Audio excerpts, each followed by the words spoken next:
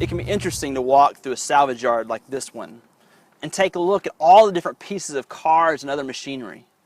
You can just imagine some of the life that they must have had before. There's an innumerable number of different types and colors and makes and models represented here in this place. All of them at one time were new and shiny. All were crafted with skill and precision to perform the intended purpose of their designers. And yet now, here they sit, rusty, old, lifeless, and seemingly good for only an occasional part or two. Unless someone with special skills and an eye for what can be comes in this place and picks out one of these out of this mass grave and decides to repair and renew what someone else has discarded as junk.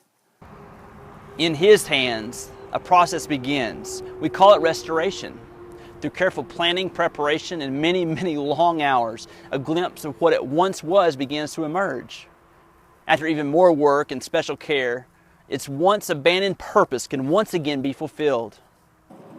These are just machines we need not be sentimental about. However, this is a decent picture of humanity. You see, God created man vibrant and useful with the purpose to walk with Him and to enjoy and thrive at life by following His commands. But when sin entered the world, and specifically into individuals' life, His purpose came crashing down and life would end. Sin had made us all unusable, and all of humanity sits in a large junk heap waiting for someone with an eye for what can be to restore them. God has provided us that restorer in the person of Jesus Christ.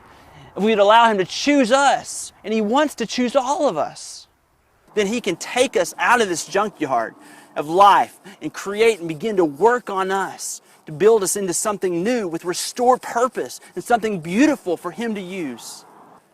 This Easter we'll begin to explore God's work in our life from His initial point of picking us out of the junk heap and taking us to the point where we're finally truly restored.